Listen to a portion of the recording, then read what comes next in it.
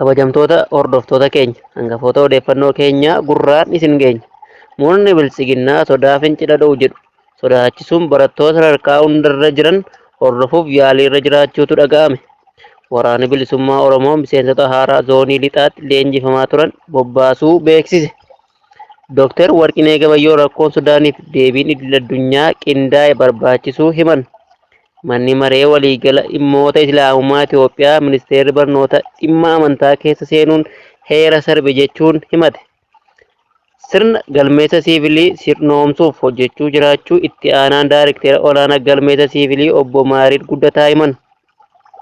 Kolleejjiiwwan dhuunfaa 52 naannoo Tigraay keessatti argaman addaan cituu fi haqamuu biiroon ogummaa fi teeknikaa ogummaa fi carraa hojii uumuu Tigraay beeksise.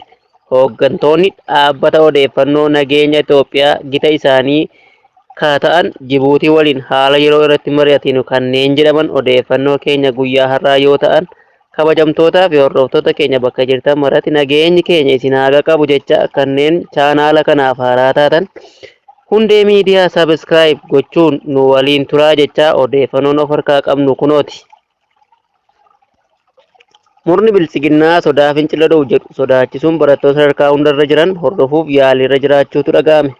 Sadaasa 20,2025 barattootatu konkolaataa lakkaa'ee waraana bilisummaa Oromoof dabarsa. Waraanni bilisummaa Oromoo ammoo achii daggala keessa daandiitti ba'uu nu haleela sodaa jedhuun kaabinee fi kaareen bilchiginnaa sodaa asi itti deemaa jiruuf furmaata akka isaaniif ta'uuf barattoota ijaaruu eegalan. Ga'een maafiyaa bilchiginnaa sochii fincila barattootaa bara kana akka itti ka'u daran sodaachuudhaan manneen barumsaa sadarkaa lammaffaa Shawaa Kibba Lixaa hedduu keessatti koree nageenyaa jechuun daree yookiin sekshinii tokkorraa nama tokko ijaaranii barattoonni ijaaraman kun eeruu sosochii hiriiraa otoo hin eegalin akka isaan odeeffannoo kaabinoota bilchiginnaa kanaa laataniif ijaaraman ta'uu qeerroon bilisummaa Oromoo korichaan filatame. Kanarraa kallattiin dhaabni PPKMF hoogganaa mana barnootaa fi poolisii aanaati waliin ijaaranii bilbila wal jijjiiruudhaan yeroo rakkoo jiraatu akka bilbilaniif itti himuun mariisaa turaniiru. Kun torbanoota lamaan darbe keessa eegaluun ijaarsi kun kan itti fufedha jedhan. Osoo neetwoorkiin dhugaa dhoksu ijaaruuf ta'e TPLF seeliin gooxii hanga gareetti ijaartetu kufaatii irraa hambisaa ture jechuun qeeqa qeerroon bilisummaa Oromoo kutaalee Oromiyaa irraa miidiyaa hawaasaa irratti yaada isaanii ibsataniin. Dooktar Warqinee Gabayyoo rakkoo Sudaaniif deebiin idil-addunyaa qindaa'e barbaachisuu himan. Sadaasa 19,2025 walitti bu'iinsi Sudaan furmaata haaraa akka argatuuf hawaasni idil-addunyaa deebii qindaa'e akka kennuuf barreessaan olaanaa IGAD Dooktar Warqinee Gabayyoo waamicha dhiyeessan. Fooramiin jila addaa lammaffaa IGAD qopheesse Jibuutiitti geggeeffameera jedhame. Foorumicha irratti barreessaa olaanaa IGAD Dooktar Warqinee Gabayyoo qooda fudhattoonni ardii fi idil-addunyaa hirmaataniiru jedhame. Foorumichi rakkoo Sudaan jiru deebii qindaa'aa kennuun haala danda'amu irratti kan xiyyeeffatedhas jedhameera. Barreessaa olaanaa IGAD Dooktar Warqinee Gabayyoo haasaa baniinsaa foorumicha irratti taasisaniin nageenyi Sudaanota kan geggeeffamu tumsi naannawaan kan itti mirkanaa'ee fi addunyaan sagalee tokkoon kan deeggaru ta'uu akka qabu hubachiisaniiru. Walitti bu'iinsi Sudaan jiru dhaabsisuuf lammiileen nagaa eeguu fi naannawaa IGAD tasgabbaa'aa gochuuf qindoominaan hojjechuun akka barbaachisu ibsaniiru. IGAD gamtaa Afrikaa fi deeggartoota idil-addunyaa waliin ta'uun Sudaanitti walii galtee dhukaasa dhaabuu irraa akka ga'u daandiin deeggarsa namoomaa akka banamee qaqqabuu fi ce'umsi aangoo haqa qabeessi akka jiraatu kutannoon hojjetamaa jira jedhaniiru. IGAD Sudaaniin nageenyii fi tasgabbiin biyya isaanii akka mirkanaa'u akkasumas kabajni isaanii akka eegamu hawwiin qaba akka milkaa'u deeggarsa barbaachisaa akka taasisu odeeffannoo isaan hubachiisaniiru. Garuu dhimma Itoophiyaa irratti haga gabaasni kun qindaa'etti wal waraansi keessoo Itoophiyaa irratti ibsichaan wanti dubbatame hin jiru jedhame. Manni maree waliigala dhimmoota Islaamummaa Itoophiyaa ministeerri barnoota dhimma amantaa keessa seenuuf heera sarbe jechuun himate. Manni maree waliigala dhimmoota Islaamummaa Itoophiyaa ibsa baaseen qajeelfamoota ministeera barnootaa irraa kennaman balaaleffachuun kun barattoota musliimaa uffata amantaa isaanii irratti hundaa'uun qoodee jedhe.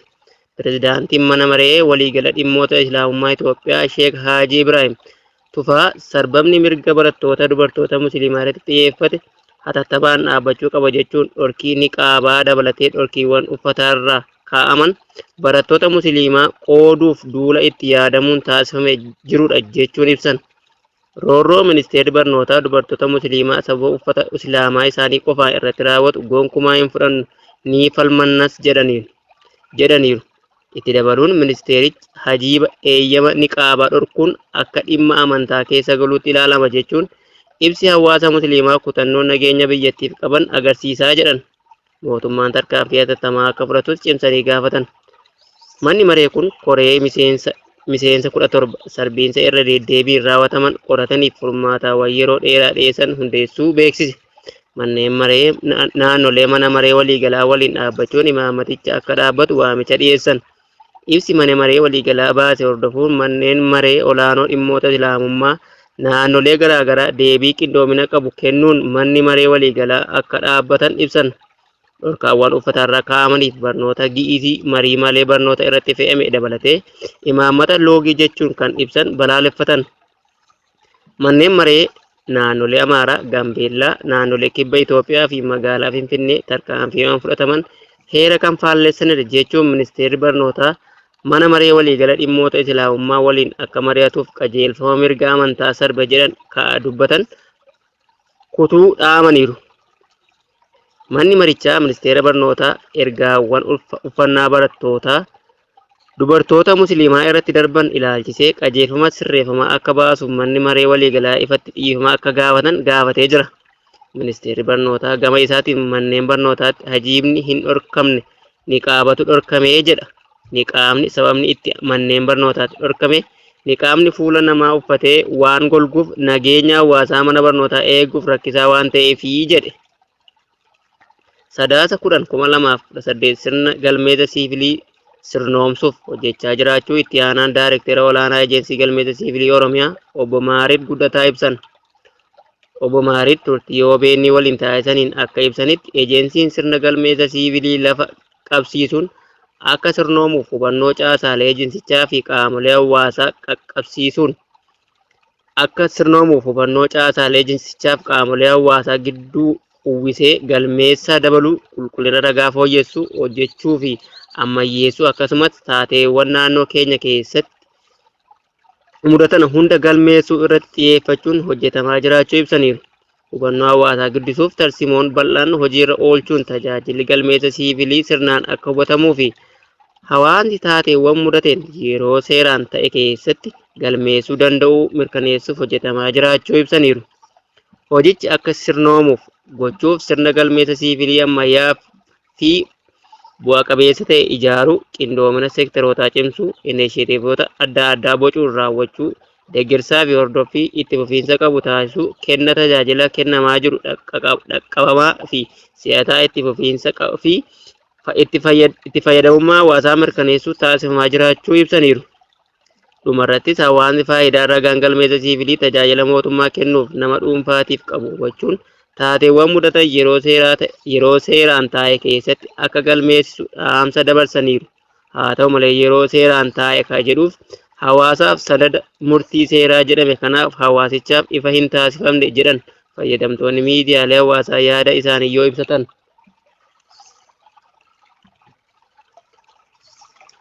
Sadaasa 10/2018 kolleejjiiwwan dhuunfaa 52 naannoo Tigraay keessatti ergaman addaan cituu yookiin haqamuu isaanii biiroon teeknikaa ogummaa fi carraa hojii uumuu Tigraay beeksiseera. Kana keessa kolleejjiiwwan 43 guutummaatti akka haqaman ajajni kennamee jira.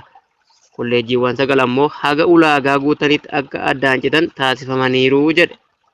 Biiroon kun akka ibsetti murtiin kun qorannoo ogeeyyii barnootaa waggoota 2 darban keessatti geggeeffame irratti hundaa'eetii jedhe. Qorannoon kun waraana Tigraay booda kolleejjiiwwan mootummaa hayyama qaban adda baasuu fi deeggarsa wal duraa duubaan geggeeffamedha jedhame. Haaluma kanaan kolleejjiiwwan 46 odeeffannoo barattoota isaanii sirnaan akka kennan dhaamaniir kennameera jedhe. Kolleejjiiwwan 9 hojii irraa ari'aman ammoo ulaagaa guutanii booda adabbii isaanii akka kaafamu ibseera. Hooggantoonni dhaabbata tajaajila odeeffannoo fi nageenya Itoophiyaa gita isaanii ka Jibuutii waliin marii geggeessan. Tuunni hoogganaa walii gala dhaabbata tajaajila odeeffannoo fi nageenya Itoophiyaa Reediwaan Huseeniin durfamu kaleessa Jibuutiitti argamuun waajjira nageenyaa Jibuutii waliin marii taasisuun gabaafamee jira. Tuunni dhaabbata tajaajila odeeffannoo fi nageenya Itoophiyaa gara Jibuutii kan imale kaleessa yoo ta'u, imala kana irrattis hoogganaa walii gala dhaabbatichaa Ambasaaddar Reediwaan Huseenii fi dabalatee itti aanaan isaanii Siisaay Tolaa irratti argamaniiru jedhame. Gareen gaggeessitoota dhaabbilee nageenyaa lamaanis dhimmoota nageenyaa irratti waliin hojjechuu ilaalchisee marii taasisaniiru. Mariin kunis walitti dhufeenya waloo cimsuu, haala nageenya naannichaa fi dhimmoota hidhata qaban irratti kan xiyyeeffate ta'uu EBC'n gabaaseera. Hordoftoota keenya odeeffannoon har'aaf Afrikaa qabnu kan haga ammaa ture. Waan nu waliin turtaniif galatoomaa jecha hanga odeeffannoo biroo walitti dachaanutti nagaatti.